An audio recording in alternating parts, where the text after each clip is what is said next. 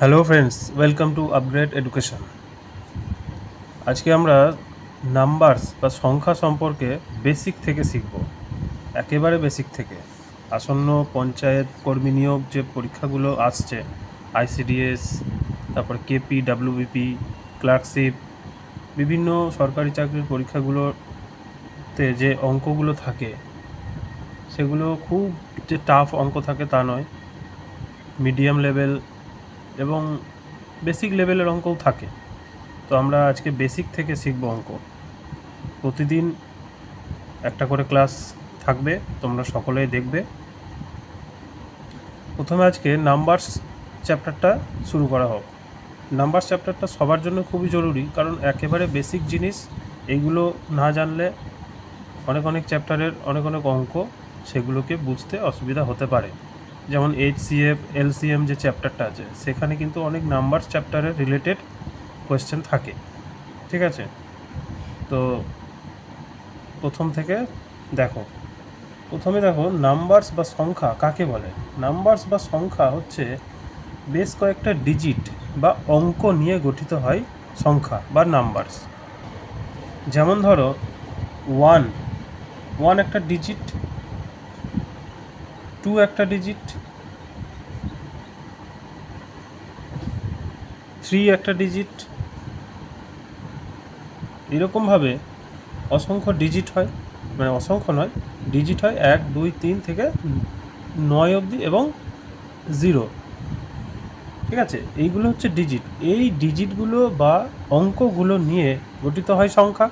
যেমন ধরো 74, 74। ঠিক আছে, এই 74 সংখ্যাটাকে যদি আমি ভাঙি তাহলে এটা হয় 7 10 4 এই যে 7টা হচ্ছে দশকের ঘরের অঙ্ক এবং 4টা হচ্ছে এককের ঘরের অঙ্ক। তাহলে এই 4 হচ্ছে একটা ডিজিট, 7 হচ্ছে একটা ডিজিট বা অঙ্ক। দুটো অঙ্ক মিলিয়ে একটা সংখ্যা। সেরকমই 3টে অঙ্ক মিলিয়ে একটা সংখ্যা হতে পারে 100 বা 199, 165। ঠিক আছে, 4টে অঙ্ক নিয়ে যদি সংখ্যা গঠন করতে বলা হয় তখন হবে 1000 বা তার বেশি, 9999। এই সবই 4 অঙ্কের। এগুলো তোমরা একক, দশক, শতক থেকে কোটি অবধি সংখ্যা গঠন করার যে পদ্ধতি সেটা তোমরা জেনেছ। যেমন ধরো একক ঘরের অঙ্ক যদি আমি 2 বসাই, এখানে যদি 3 বসাই, 4, 5, 6, 7, 8, 9, তাহলে এই সংখ্যাটা আমি কী বলবো? 9,87,65,432। এইভাবে সংখ্যা গঠন হয়। এগুলো বেসিক জিনিস, এগুলো সবাই জানো, তবুও অনেকেই হয়তো আটকাতে পারে। আমি যদি 1000 অবধি সংখ্যাটা বলি, তাহলে 1000 অবধি সংখ্যাটা হচ্ছে 5,432। যদি আমি অযুত অবধি সংখ্যাটা বলি তখন হবে 5,000-এর সঙ্গে এই যে 6 আছে, এই 6-এর সঙ্গে আমি কি করব? এখানে একটা শূন্য যোগ করব। তাহলে 6 আর 0 60, 60 আর 5 65, এই 65,432। ঠিক আছে, আর যদি আমি 7 অবধি নিই তাহলে হচ্ছে 7 লক্ষ, লক্ষর ঘরে 7, 7,65,432। যদি 8 অবধি নেওয়া হয় তখন কি হবে? 87,65,432। ঠিক আছে, আচ্ছা। এরপরে হচ্ছে প্রকৃত মান, কোনো সংখ্যার প্রকৃত মান। ধরো একটা সংখ্যা প্রকৃত মান বের করব। 7, 7, 2, 3, 6, 77,236। 77,236 এই সংখ্যার মধ্যে যদি বলা হয় 2-এর প্রকৃত মান কত? 2-এর প্রকৃত মান কিন্তু 2। 2-এর প্রকৃত মান হচ্ছে 2। যদি বলা হয় 7-এর প্রকৃত মান, এখানে 7-এর প্রকৃত মান 7। তারপরে যদি বলা হয় 3-এর প্রকৃত মান কি? 3। প্রকৃত মান মানে হচ্ছে সেই অঙ্কটাকেই বলা হয়। প্রকৃত মান মানে সেই অঙ্কটাকেই বলা হয় বা সেই ডিজিটটাকেই বলা হয়। স্থানীয় মান কি? এই সংখ্যাটাতেই যদি বলা হয় এই 77,236 এই সংখ্যাটার মধ্যে 3-এর স্থানীয় মান, এই যে 3 আছে না, এর স্থানীয় মানটা কত? মানে যেটাকে বলে প্লেস ভ্যালু। 3-এর স্থানীয় মান, 3টা কোন ঘরে আছে একক দশক করে গুনলেই পাবে, একক দশক শতক হাজার অযুত। তাহলে একক দশক, দশকের ঘরে মানে হচ্ছে 3-এর পাশে একটা শূন্য বসিয়ে দিতে হবে, তাহলে 30, এর স্থানীয় মান হচ্ছে 30। ঠিক আছে, যদি বলে 2-এর স্থানীয় মান তাহলে কত হবে, 2 আর বাদ বাকি তার পরের ডিজিটগুলোকে শূন্য বসাও, তাহলে 200। যদি বলে 7-এর স্থানীয় মান, এখানে দুটো 7 আছে, তখন কি করতে হবে, একটা 7 লিখতে হবে, তারপরে দেখো 3টে ডিজিট আছে, তার জন্য 3টে শূন্য, আর একটা 7-এর বেলায় 4টে শূন্য হবে, 1 2 3 4। তাহলে একটা 7-এর প্লেস ভ্যালু হলো 7000, আর একটা 7-এর প্লেস ভ্যালু হলো 70000। ঠিক আছে, এইভাবে স্থানীয় মান নির্ণয় করতে হয়। তারপরে স্বাভাবিক সংখ্যাটা কি হবে, স্বাভাবিক সংখ্যার ক্ষেত্রে স্বাভাবিক সংখ্যা কাকে বলে, স্বাভাবিক সংখ্যা হচ্ছে 1 2 3, যেগুলো natural number, 1 2 3 dot dot dot যত খুশি, ইনফিনিটি, একেবারে অসংখ্য অবধি, যার কোনো সীমানা নেই। তারপরে আসছি অখণ্ড সংখ্যা। অখণ্ড সংখ্যাতে আমি শুধু এই স্বাভাবিক সংখ্যা যেগুলো লেখা হয়েছে 1 2 3 ডট ডট ডট, তার আগে একটা শূন্যকে জুড়ে দেবো, এইটা হলো অখণ্ড সংখ্যা। তাহলে কি দাঁড়ালো, শূন্য থেকে যত স্বাভাবিক সংখ্যা আছে, শূন্য এবং শূন্যর পর থেকে যত স্বাভাবিক সংখ্যা আছে সবগুলোই হচ্ছে অখণ্ড সংখ্যা। আর পূর্ণ সংখ্যার ক্ষেত্রে কি হবে, পূর্ণ সংখ্যার ক্ষেত্রে হবে 0 1 2 ডট ডট ডট, এদিকে যত খুশি, এবং এই দিকে কিছু ডিজিট বসাতে হবে, যেগুলো হচ্ছে, বা সংখ্যা বসাতে হবে যেগুলো হচ্ছে -1 -2 -3, তার আগে dot dot dot dot dot. তার মানে কি, -100 -200 -5 লক্ষ ইনফিনিটি। মানে ইনফিনিটি যদি এদিকে হয় তাহলে ইনফিনিটি এদিকেও হতে পারে। ঠিক আছে, এই সমস্ত সংখ্যাগুলোকেই বলা হয় পূর্ণ সংখ্যা। যেখানে নেগেটিভ সংখ্যা থাকবে, পজিটিভ সংখ্যা থাকবে এবং 0 থাকবে, তাকে বলে পূর্ণ সংখ্যা। অখণ্ড সংখ্যার ক্ষেত্রে শুধু 0 এবং পজিটিভ যে সংখ্যাগুলো হয় সেইগুলোকে অখণ্ড সংখ্যা বলে। স্বাভাবিক সংখ্যা হচ্ছে শুধু পজিটিভ সংখ্যা যেগুলো, সেইগুলো। এরপরে কি, ধনাত্মক সংখ্যা। ধনাত্মক সংখ্যা হচ্ছে পজিটিভ সংখ্যা, 1 2 3 27 100, এগুলো সবই ধনাত্মক পূর্ণ সংখ্যা। তারপরে আসবে ঋণাত্মক পূর্ণ সংখ্যা।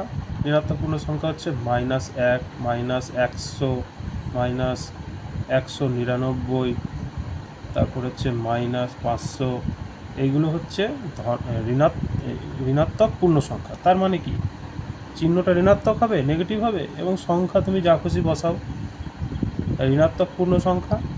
অধনাত্মক পূর্ণ সংখ্যা, অধনাত্মক মানে কি, মানে ধনাত্মক নয়, তার মানে 0 এবং -1 -100 -700, এই যে নেগেটিভ সংখ্যাগুলো এবং তার সাথে 0 যদি অ্যাড করে দেওয়া হয়, এই সংখ্যাগুলোকে বলা হয় অধনাত্মক সংখ্যা, মানে পজিটিভ সংখ্যা এর মধ্যে কিন্তু নেই। যদি বলা হয় অঋণাত্মক, মানে ঋণাত্মক নয় এমন, তার মানে পজিটিভ সংখ্যাগুলো হবে 0 1 2 ডট ডট ডট, মানে যত খুশি পজিটিভ সংখ্যা, তার সাথে শূন্যটাকে রেখে দিতে হবে, তাহলে অঋণাত্মক। এরপরে আসছে মৌলিক সংখ্যা। মৌলিক সংখ্যা কাকে বলে, যেই সংখ্যাগুলোকে 1 বা শুধু সেই সংখ্যা দিয়েই ভাগ করা যায় তাকে বলা হয় মৌলিক সংখ্যা। যেমন ধরো 3 সংখ্যাটাকে শুধুমাত্র 1 দিয়ে ভাগ করা যায় বা 3 দিয়ে ভাগ করা যায়, মানে শুধু 1 দিয়ে এবং সেই সংখ্যা দিয়ে যদি ভাগ করা যায় তাকে বলবো মৌলিক সংখ্যা। আরও মৌলিক সংখ্যা কি হতে পারে, আরও মৌলিক সংখ্যা হতে পারে যেমন 7 7কে আমি 1 দিয়ে ভাগ করতে পারি আর 7 দিয়ে ভাগ করতে পারি। 7 ছাড়া কি হতে পারে? 2 হতে পারে। 2 যেমন 2কে 1 দিয়ে ভাগ করা যায় এবং 2 দিয়ে ভাগ করা যায়, তার মানে 1 দিয়ে এবং সেই সংখ্যা দিয়ে ভাগ করা যায়। তাহলে 2 একটা মৌলিক সংখ্যা, কিন্তু এটা কনফিউশনের জায়গা থাকে। 2 হচ্ছে একমাত্র যেটা জোড় সংখ্যা বা যুগ্ম সংখ্যা, যেটা কিনা মৌলিক সংখ্যা।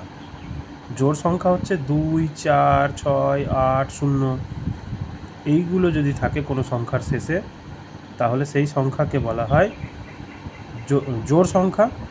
আবার তার মধ্যে 2 একমাত্র একটা সংখ্যা যে কিনা মৌলিক সংখ্যা, যাকে 1 দিয়ে আর 2 দিয়ে ভাগ করা যায়। ঠিক আছে, এছাড়া মৌলিক সংখ্যা আরও অনেক হয়।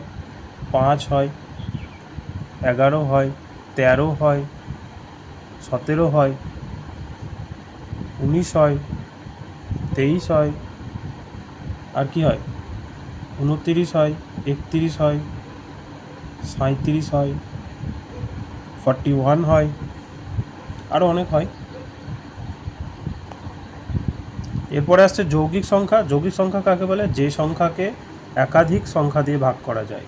একাধিক মানে হচ্ছে এক এবং সেই সংখ্যা বাদ দিয়ে আরও কিছু সংখ্যা দিয়ে ভাগ করা যায়। যেমন 4 সংখ্যাটাকে যদি আমি 1 দিয়ে ভাগ করতে পারি, 2 দিয়ে ভাগ করতে পারি এবং 4 দিয়ে ভাগ করতে পারি, তাহলে 1 দিয়ে এবং সেই সংখ্যা দিয়ে তারপরেও আরও একটা সংখ্যা দিয়ে বা তার থেকে বেশি কোনো সংখ্যা দিয়ে ভাগ করা যেতে পারে, সেই সংখ্যাকে বলা হয় যৌগিক সংখ্যা। যেমন 6 ক্ষেত্রে কী হবে? 1 দিয়ে, 2 দিয়ে, 3 দিয়ে এবং 6 দিয়ে এতগুলো সংখ্যা দিয়ে ভাগ করা যায়, তাহলে যৌগিক সংখ্যা। যেমন 100কে তো অনেক সংখ্যা দিয়ে ভাগ করা যায়, 1 দিয়ে, 2 দিয়ে, 4 দিয়ে, তারপর 5 দিয়ে, 10 দিয়ে, 20 দিয়ে, 25 দিয়ে, 50, 100 অনেকগুলো সংখ্যা দিয়ে 100কে তাহলে অনেকগুলো সংখ্যা দিয়ে ভাগ করা যায়। এরপরে আসবো মূলদ সংখ্যা। মূলদ সংখ্যা কাকে বলে? যেই সংখ্যাগুলোকে p/q আকারে লেখা যায়, যে সংখ্যাকে p/q আকারে লেখা যায়, তার মানে p যদি আমি একটা ডিজিট ধরে নিই, ধরো 5, তার নিচে যদি আমি ধরি 6, এই যে 5/6 এই সংখ্যাটাকে বলা হয় মূলদ সংখ্যা, যেখানে কিউ অসমান 0, মানে কিউ এর মান 0 হতে পারে না। কিউ এর মান যদি 0 হয়ে যায়, তাহলে 0 দিয়ে কোনো সংখ্যাকে ভাগ করলে, যেমন ধরো 0 ওপরে হচ্ছে 5, ওপরে যদি 5 থাকে, নিচে 0 দিয়ে কোনো সংখ্যাকে ভাগ করা যায় না, যেটাকে আনডিফাইন্ড বলা হয়। ঠিক আছে, যেটাকে বলা হয় আনডিফাইন্ড। 0 দিয়ে কোনো সংখ্যা ভাগ করা যায় না, তাহলে 5/0 এটা কিন্তু মূলদ সংখ্যা হবে না। আর এটা 5/6টা কিন্তু মূলদ সংখ্যা, যেটাকে p/q আকারে লেখা যায়, যেখানে কিউ অসমান 0। যেমন ধরো 6, শুধু 6 সংখ্যাটাকে আমি কীভাবে লিখতে পারি? 6/1। ঠিক আছে, কোনো সংখ্যা পূর্ণ সংখ্যার নিচে 1 থাকে, কিন্তু সেটা লুকানো থাকে। যেমন 100 মানে হচ্ছে 100/1 লিখতে পারি আমি। ঠিক আছে, তাহলে এখানে p মানে কত? p মানে এখানে 6, এখানে 1, এখানে p মানে 100, এখানে 1, তাহলে p/q আকারে আমি লিখতে পারছি কোনো সংখ্যাকে, যেখানে q অসমান 0, সেটাকেই বলা হয় মূলদ সংখ্যা। আর অমূলদ সংখ্যা p/q আকারে যে সংখ্যাকে আমরা লিখতে পারি না, যেমন ধরো √35। রুট মানে বর্গমূলের চিহ্ন। এই 35 সংখ্যাটাকে যদি আমি বর্গমূল করি, কোনো পূর্ণ সংখ্যা পাবো না। √36 যদি করি, আমাদের কি হয়? রুটের মধ্যে 6 গুণ 6, অর্থাৎ উত্তর হবে শুধু 6। তার মানে 36কে বর্গমূল করলে হয় 6, সেইটা কিন্তু মূলদ সংখ্যার মধ্যে পড়ে। ঠিক আছে, কিন্তু 35কে আমি বর্গমূল করতে পারবো না। 35কে বর্গমূল করলে 6-এর থেকে কম হবে এবং 5-এর থেকে বেশি হবে, কিন্তু সংখ্যাটা এরকম টাইপের হতে পারে 5.897832 মানে দশমিকের পর মিলবে না, এই সংখ্যাটা অনেক দূর এগোবে। ঠিক আছে, এই যে মিলল না, এই সংখ্যাটাকে আমি কোনোভাবেই p/q আকারে লিখতে পারবো না, এই সংখ্যাটাকেই বলা হয় অমূলদ সংখ্যা। এরকম অনেক সংখ্যার উদাহরণ হয়। এরপরে 2 দ্বারা বিভাজ্য, 3 দ্বারা বিভাজ্য, 4 দ্বারা বিভাজ্য, 5 দ্বারা বিভাজ্য, 6 দ্বারা বিভাজ্য, এরকম করে বিভিন্ন ডিজিট দিয়ে ভাগ করা যায় এমন সংখ্যা। মানে ধরো কোনো একটা সংখ্যা আমি এখানে লিখছি 742, এই যে সংখ্যাটা, একে 2 দ্বারা ভাগ করা যায় কিনা আমরা কি করে বুঝবো? বা আরও বড় সংখ্যা, এটা কত সংখ্যাটা? 74,23,756। এই সংখ্যাটাকে আমি যদি 2 দ্বারা ভাগ করতে চাই, তাহলে ভাগ হবে কি না সেটা কি করে বুঝবো? এই শেষের ডিজিটটাকে দেখেই বুঝবো। শেষে কোনো যদি শূন্য, মানে কোনো সংখ্যার শেষে যদি 0, 2, 4, 6, 8 এই কটা ডিজিট থাকে, তাহলে 2 দ্বারা বিভাজ্য হবে, মানে এই সংখ্যাটা 2 দিয়ে ভাগ করা যায়। 0, 2, 4, 6, 8 এগুলো যদি থাকে কোনো সংখ্যার শেষে, তাহলে সেই সংখ্যাটা 2 দ্বারা ভাগ করা যায়, তাহলে এই সংখ্যাটা ভাগ করা যাবে। সেরকমই 3 দ্বারা যদি আমি ভাগ করতে চাই, কোনো সংখ্যাকে 3 দিয়ে ভাগ করতে চাইলে, ধরো এই সংখ্যাটাকে আমি যদি 3 দিয়ে ভাগ করতে চাই, সেটা কি ভাগ করলে মিলবে, মানে বিভাজ্য হবে? কি করে বার করতে হয়? 3 দ্বারা ভাগ করার নিয়ম হচ্ছে, এইখানে যে ডিজিটগুলো আছে 7, 4, 2, 3, 7, 5, 6 এই ডিজিটগুলো যোগ করো, আর এখানে সব যোগ চিহ্ন দিয়ে দাও। যোগ করলে কত হবে? সবাই চটপট যোগ করে ফেলো। 7 আর 3 10, 4 আর 6 10, 5 আর 2 7, আর একটা 7, তাহলে 7 আর 3 10, 10 আর 10 20, 20 আর 2 আর 5 7 আর 7 14, 20 আর 14 34।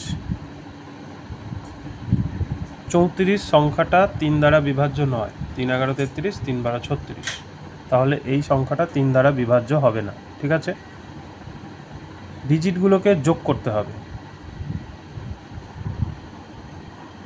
তাহলে ডিজিটগুলোকে যোগ করতে হবে। যদি যোগফল 3 দ্বারা বিভাজ্য হয়, তখনই এই সংখ্যাটা 3 দ্বারা বিভাজ্য হবে। যেমন ধরো 63, এই যে সংখ্যাটা 6 আর 3 যোগ করলে কত হয়? 9। এই 9 সংখ্যাটা 3 দ্বারা বিভাজ্য, তাই 63 3 দ্বারা বিভাজ্য। এরকম বড় বড় সংখ্যা 3 দ্বারা বিভাজ্য হবে কিনা দেখার জন্য সবকটা ডিজিটকে যোগ করতে হবে। ঠিক আছে, তারপরে 4 দ্বারা বিভাজ্য। 4 দ্বারা বিভাজ্যর নিয়ম হচ্ছে, প্রথমে কোনো সংখ্যা, ধরো একটা সংখ্যা লিখলাম 644, এই সংখ্যাটা 4 দ্বারা বিভাজ্য হবে কিনা আমি কী করে বুঝবো? তার নিয়ম হচ্ছে, শেষের দুটো ডিজিট হচ্ছে 44, এটা কি 4 দ্বারা বিভাজ্য? 4 11 44, হ্যাঁ, তাহলে 644 সংখ্যাটা 4 দ্বারা বিভাজ্য।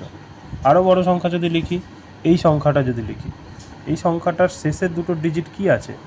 5 আর 6, মানে 56, এই সংখ্যাটা 4 দ্বারা বিভাজ্য। 4 14 56, তাহলে এই পুরো সংখ্যাটা 4 দ্বারা বিভাজ্য। শেষের দুটো ডিজিট যদি 4 দ্বারা বিভাজ্য হয়, তাহলে এই সংখ্যাটা 4 দ্বারা বিভাজ্য হবে। 5-এর নিয়ম কি? 5-এর নিয়ম হচ্ছে, যে কোনো সংখ্যার শেষে যদি 5 থাকে বা 0 থাকে, 5 থাকে বা 0 থাকে, যেমন ধরো 55, 255, 2255, কিংবা 1000, কিংবা 90, এই সমস্ত সংখ্যাগুলো 5 দ্বারা বিভাজ্য। এটা খুবই সহজ। 6 দ্বারা বিভাজ্য আমি কি করে বুঝবো? 6 দ্বারা বিভাজ্য, 6কে প্রথমে ভেঙে নিতে হবে। 6 সমান আমরা জানি 2, 3 গুণ 2, তাই তো? এবার কোনো সংখ্যা, ধরো একটা সংখ্যা হচ্ছে 6 9 6 6 3, এই যে সংখ্যাটা, এই সংখ্যাটাকে আমি 6 দ্বারা বিভাজ্য করতে পারবো কিনা দেখি। প্রথমে কি করতে হবে? 2 দিয়ে ভাগ করা যাচ্ছে কিনা দেখতে হবে, এবং 3 দিয়ে ভাগ করা যাচ্ছে কিনা দেখতে হবে। 2 দিয়ে তো ভাগ করা যাচ্ছে না। তারপরে ধরো 3 দিয়ে, 3 দিয়ে ভাগ করার নিয়ম তো একটু আগে শিখেছো। যোগফল করতে হবে ডিজিটগুলো, 6 আর 9 15, 15 আর 6 21, আর 6 27, 28, 29, 30। 30 দিয়ে এই 30 হচ্ছে, 30কে আমি 3 দিয়ে ভাগ করতে পারি, ঠিক আছে? তাহলে 2 বা 3, 2 এবং 3, 2 এবং 3 দ্বারা যদি ভাগ করা যায় তাহলে সেটা 6 দ্বারা বিভাজ্য হবে। তাহলে এখানে সংখ্যাটা কিন্তু 2 দ্বারা বিভাজ্য হচ্ছে না, শুধুমাত্র 3 দ্বারা বিভাজ্য হচ্ছে। 3 দ্বারা বিভাজ্য হলে 6 দ্বারা বিভাজ্য হবে তার কোনো মানে নেই, কারণ 2 দ্বারা বিভাজ্য হয়নি, তাই 6 দ্বারা এই সংখ্যাটা বিভাজ্য হবে না। এরপরে আসি 7 দ্বারা বিভাজ্য। কোনো সংখ্যাকে 7 দিয়ে যদি ভাগ করতে চাই তাহলে মিলবে কি না সেটা কি করে বুঝবো? কোনো একটা সংখ্যা ধরো 2 3 5 7 2, নিয়ম হচ্ছে এই লাস্টের ডিজিটটা 2 আছে, সেই 2 ডিজিটটা ডবল করো, ডবল করলে 2 দুগুণে 4, এবং পরের পার্টটা অর্থাৎ 2 3 5 7 এই সংখ্যাটাকে লেখো 2 3 5 7, এখান থেকে বিয়োগ করতে হবে 2357, এটা থেকে বিয়োগ করতে হবে 4, বিয়োগ করলে হয় 2353। এই সংখ্যাটা যদি 7 দিয়ে ভাগ করে বা 7 দিয়ে ভাগ করলে মেলে, তাহলে এই সংখ্যাটাও 7 দিয়ে ভাগ করলে মিলবে। কিন্তু এটাও তো একটা বড় সংখ্যা, কী করে বুঝবো? ফার্দার তোমাকে আবার লাস্ট ডিজিটটা নিতে হবে 3, এই 3 ডিজিটটার আমি আবার দ্বিগুণ করব, কত হয় 6, তখন 2 3 5, এই যে 2 3 5 এখান থেকে আমি বিয়োগ করব 6, তাহলে 6 বিয়োগ করলে কত হচ্ছে 235, থেকে 6 বিয়োগ করলে 229। এই সংখ্যাটা 7 দিয়ে বিভাজ্য যদি হয় তাহলে এই সংখ্যাটা 7 দিয়ে বিভাজ্য হবে। এই 229 সংখ্যাটাকেও আমি আবার একই নিয়ম কাজ করব, 9কে ডবল করব মানে দ্বিগুণ, 9 দুগুণে 18, তাহলে 22 থেকে 18 বিয়োগ করলে হয় 4। এই 4 সংখ্যাটা কি 7 দ্বারা বিভাজ্য? না, তাহলে এই সংখ্যাটা 7 দ্বারা বিভাজ্য হবে না। নিয়মটা কিন্তু সহজ, কিন্তু একটু বড়। আর একটা সংখ্যা দিয়ে প্র্যাকটিস করে নিতে পারো। তারপরে কোনো সংখ্যা 8 দ্বারা বিভাজ্য হবে কি না? আমরা 2 দ্বারা বিভাজ্য শিখেছি, 4 দ্বারা বিভাজ্য শিখেছি। 2 এবং 4 এই দুটোই কম্বাইন করে 8 দ্বারা বিভাজ্য বের করব। যেমন একটা সংখ্যা 8448, এই সংখ্যাটা 8 দ্বারা বিভাজ্য হবে কি না প্রথমে দেখব 2 দ্বারা বিভাজ্য হচ্ছে কি না। হ্যাঁ, 2 দ্বারা বিভাজ্য হচ্ছে, 8 আছে শেষে। আর 4 দ্বারা বিভাজ্য হচ্ছে কি না কী করে বুঝবো? 48 আছে, 4 12 48, তাহলে শেষ দুটো ডিজিট যদি 4 দ্বারা বিভাজ্য হয় তাহলে সেই সংখ্যাটাও 8 দ্বারা বিভাজ্য হবে। মানে হ্যাঁ, 2 এবং 4 দ্বারা বিভাজ্য হলে তবেই 8 দ্বারা বিভাজ্য হবে।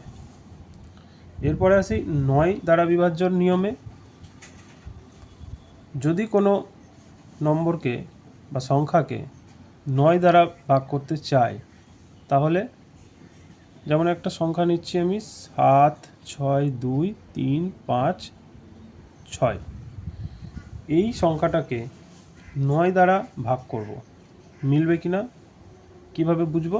সবকটা ডিজিটকে যোগ করো, 7 6, 7 আর 6 13, 2 15, 3 18, 18 5 23, 6 29। 29 সংখ্যাটা 9 দ্বারা বিভাজ্য না, 29 সংখ্যাটা 9 দ্বারা বিভাজ্য নয়, তাহলে এই সংখ্যাটাও 9 দ্বারা বিভাজ্য নয়, 9 দিয়ে ভাগ করা যায় না। তাহলে কি হলো? এখানে সবকটা ডিজিটকে যোগ করতে হবে, যোগফল যদি 9 দ্বারা বিভাজ্য হয় তাহলে সেই সংখ্যাটা 9 দ্বারা বিভাজ্য হবে। এরপর আসছে 11 দ্বারা বিভাজ্য। 11 দিয়ে কোনো সংখ্যাকে ভাগ করার নিয়ম হচ্ছে, একটা বড় সংখ্যা যদি লেখা হয়, 1 2 3 4 5 6 7 8 9, এই যে সংখ্যাটা আছে এই সংখ্যাটাকে আমি যুগ্ম ঘরের সংখ্যা অঙ্ক এবং অযুগ্ম ঘরের অঙ্কগুলোকে যোগ করব। যেমন ধরো 1st 3rd 5th 7th আর 9th, তাহলে এই ডিজিটগুলোকে যোগ করব। 1 আর 3 4, 4 আর 5 9, 9 আর 7 16, 16 আর 9 25। এবং প্রথমে আমি অড ঘরগুলো যোগ করলাম, তারপর ইভেন ঘরেরগুলো যোগ করব, মানে যুগ্ম ঘর 2 নম্বর, 4 নম্বর, 6 নম্বর, 8 নম্বর। তাহলে 2 আর 4 6, 6 12, 12 আর 8 20, 20। এই দুজনের ডিফারেন্স মানে বিয়োগফল যদি 11 দিয়ে বিভাজ্য হয় তাহলে এই সংখ্যাটা 11 দিয়ে বিভাজ্য। এখানে বিয়োগফল হয়েছে 5, 5 কি 11 দ্বারা বিভাজ্য? না, তাহলে এই সংখ্যাটা 11 দ্বারা বিভাজ্য হবে না। আরও উদাহরণ দেখা যেতে পারে, এই সংখ্যাটাকে যদি আমি উল্টে দিই, উল্টে দিলে কি হবে? উল্টে দিলেও একই হবে। যদি আমি একটা দুটো পজিশান চেঞ্জ করি, দেখি 2 3 4 5 2 6 8 9। এবার ডিজিটগুলোকে আমি যোগ করে দেখি, 2 4 6, 6 2 8, 8 আর 8 16, আর এখানে 3 আর 5 8, 8 আর 6 14, 14 আর 9 23, 23। 16 থেকে 23 বাদ দিলে 7। এটাও 9 দ্বারা বিভাজ্য হচ্ছে না, 11 দ্বারা বিভাজ্য হচ্ছে না, তাহলে এই সংখ্যাটাও 11 দ্বারা বিভাজ্য হবে না। যদি 11 দ্বারা বিভাজ্য হয় তখন কিন্তু এই ডিজিটগুলোকে যোগ করলে, মানে ফার্স্ট পজিশন, থার্ড, ফিফথ, তারপরে সেভেন্থ পজিশন, এই সংখ্যাগুলোকে যোগ করলে এবং সেকেন্ড, ফোর্থ, সিক্সথ এবং এইটথ পজিশনের যে সংখ্যাগুলো আছে, ডিজিটগুলো আছে, তাদেরকে যোগ করলে যোগফলটাকে এরকমভাবে বিয়োগ করব। এরকমভাবে বিয়োগ করার পর আমি যদি বিয়োগফল 11 দ্বারা বিভাজ্য হয় তখন এই সংখ্যাটা হবে 11 দ্বারা বিভাজ্য। এইভাবে করতে হবে।